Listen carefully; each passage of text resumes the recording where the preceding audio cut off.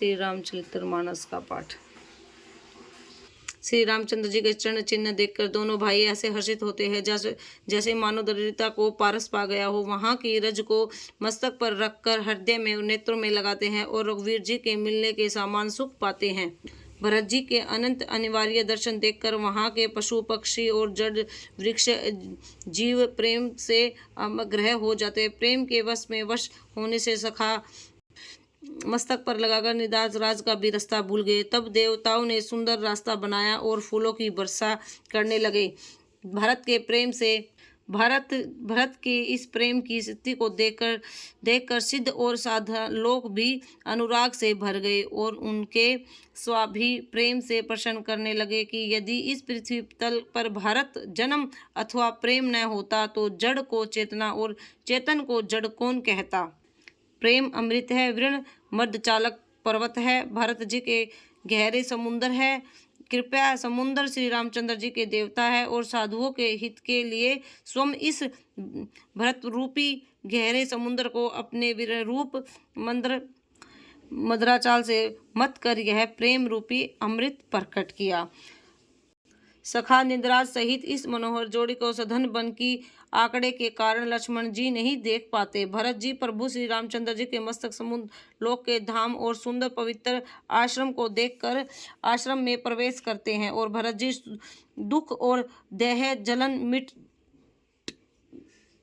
जड़ मिट गया, मानो योगियों को परमात्म और परम की प्राप्ति हो गई हो। भरत के देखा कि लक्ष्मण जी प्रभु आगे खड़े और पीछे हुए वचन प्रेम पूर्वक कह रहे हैं कि पूछी हुई बात का प्रेम पूर्वक उत्तर दे रहे हैं। सिर पर जटा है, कमर में मुनियों के कप का वस्त्र बांधे हैं और उसमें वलकप कसे हैं, हाथ में बाण तथा कंधे पर धनुष है, वस्त्र बांधे हुए हैं, तरकस कसे हुए हैं, बाण तथा कंधे पर धनुष टंगा हुआ है। वेदी मुनि साधुओं समुद्र बैठे हुए हैं, सीता जी सहित श्री रघुनाथ जी विराजमान है। श्री रामचंद्र जी के वल्क वस्त्र है, जटा धार किए हुए है, श्याम शरीर है। सीता राम जी ऐसे लग रहे हैं मानो रहित के कामदेव के मुनि वेश धारण किया हो। श्री रामचंद्र जी अपने कर्म से धनुष बाण फेर रहे हैं और हंसकर देखते ही जी की जलन हर लेते हैं। अर्थ जिसकी और एक ही बार हंसकर देख लेते हैं उसको परम आनंद और शक्ति मिल जाती है।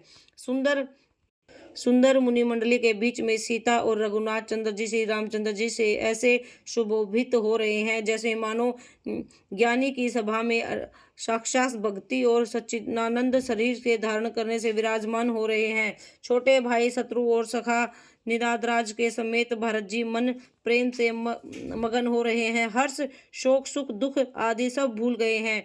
है नाथ रक्षा कीजिए, है गुसाई रक्षा कीजिए, ऐसा कहकर वह पृथ्वी पर दंड की तरह गिर पड़े।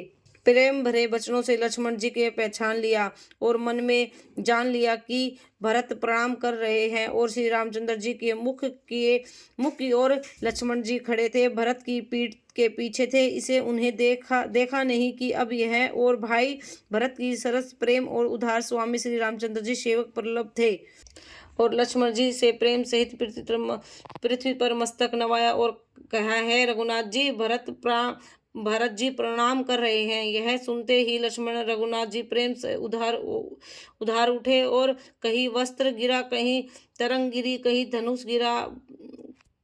कृपया निधान श्री रामचंद्र जी ने भरत जी को जबरदस्ती उठाकर अपने हृदय से लगा लिया और श्री रामचंद्र जी मिलने की रीति को देखकर अपनी सब शुद्ध बुद्ध भूल गए।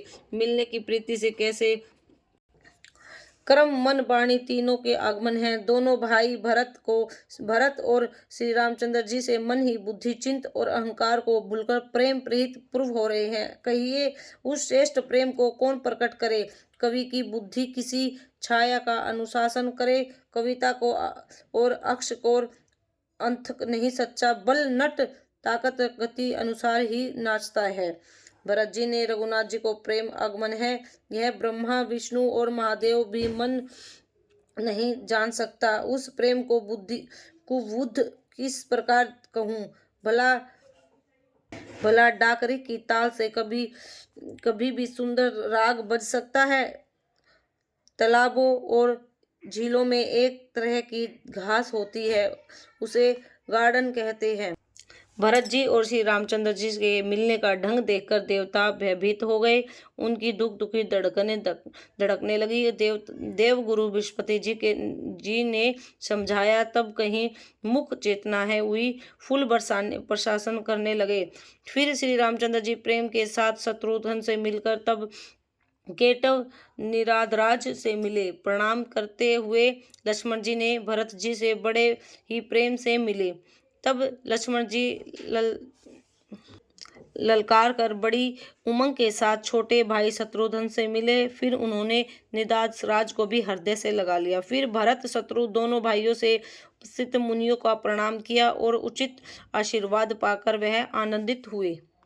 छोटे भाई शत्रु सहित भरत प्रेम उमंग सीता जी के चरणों में गिरकर बार बार प्रणाम करने लगे। सीता जी ने उन्हें उठाकर उनके सिर को अपने कमल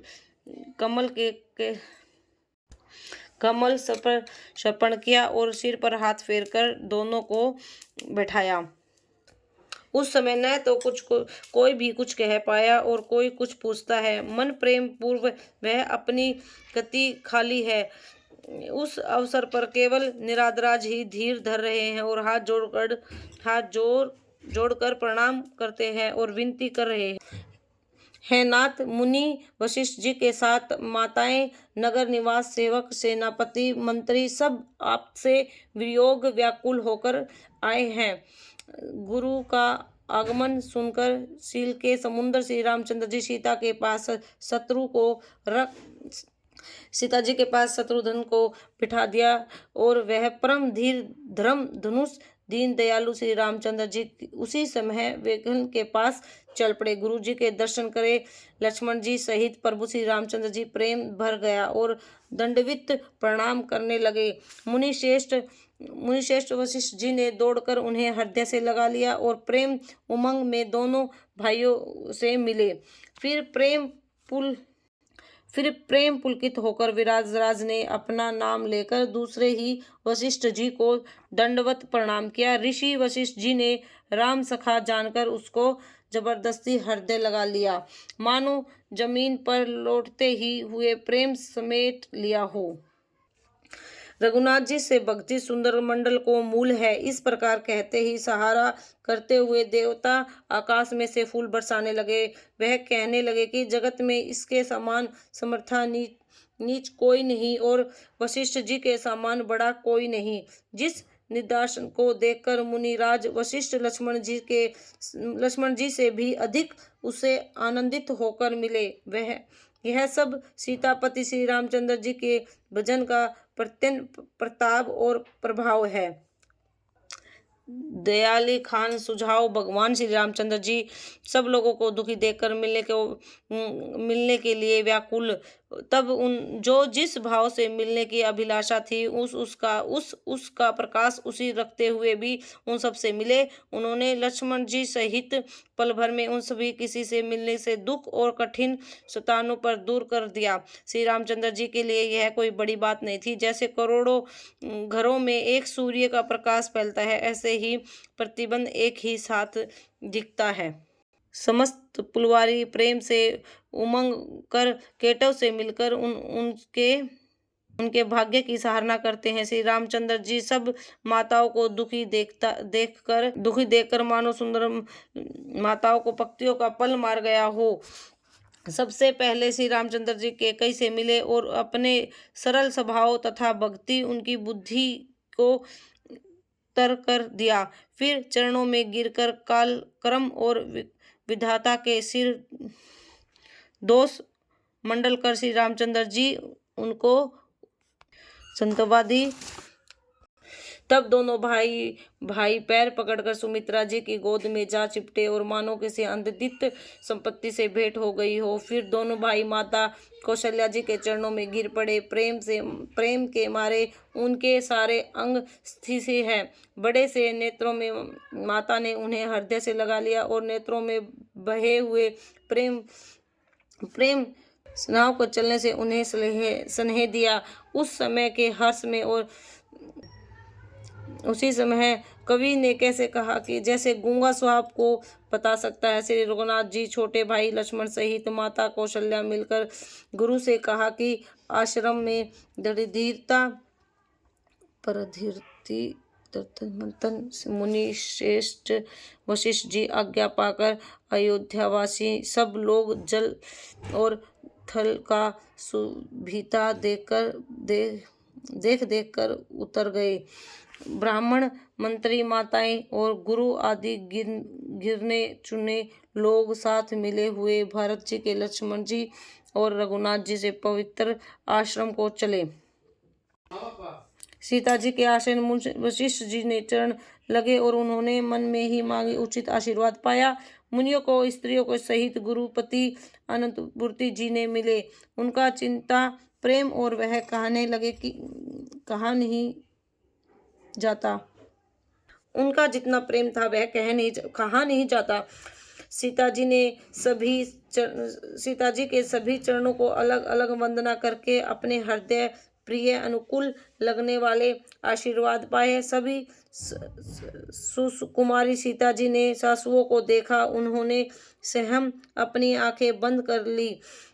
सासुओं को बुरी दशा देखकर उन्हें ऐसा प्रतीत हुआ कि मानो राज सिंहासन से बंधी के वश में पड़ गई है। मन में सोचने लगी कि कुचलाई विधाता ने ये कहकर डाला। उनको भी सीता जी को ऐसे देखकर बड़ा दुख हुआ। सोचा कि कुछ देव सहावे यह सब सहाना ही पड़ता है। जब जानकी जी हृदय धीर धरकर नील कमल के समान नेत्रों में जल भर पर सभी सासू से जाकर मिली तो पृथ्वी पर करुणा रस छा गया। सीता जी सबके पैरों लगी अत्यंत प्रेम मिल रहा था और सासू स्नेहवश हृदय आशीर्वाद दे रही थी कि तुम सुहागन से भरी रहो, अर्थी सदा सौभाग्यवती रहो। सीता जी और सब रानियां स्नेह मारे व्याकुल है। अब ज्ञानी गुरु ने सबको बैठा जानने के लिए कहा। फिर मुनियों के साथ वशिष्ठ जी ने जगत की गति माया कहकर अर्थिक जगत माया है, इनमें कुछ भी नृत्य नहीं है, ऐसा कहकर कुछ परम अर्थ कथाएं बातें कही।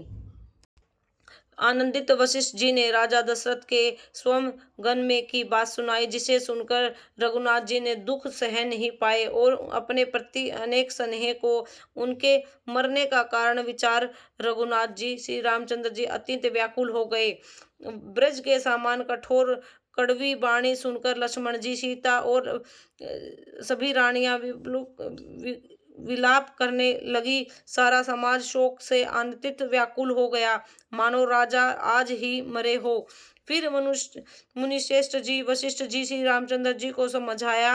तब उन्होंने समाज सहित श्रेष्ठ नदी मंद का स्त्र किया और मन ही प्रभु श्री रामचंद्र जी से निर्जला व्रत किया। मुनि वशिष्ठ जी ने कहने लगे कि किसी ने जल आग्रह नहीं किया है।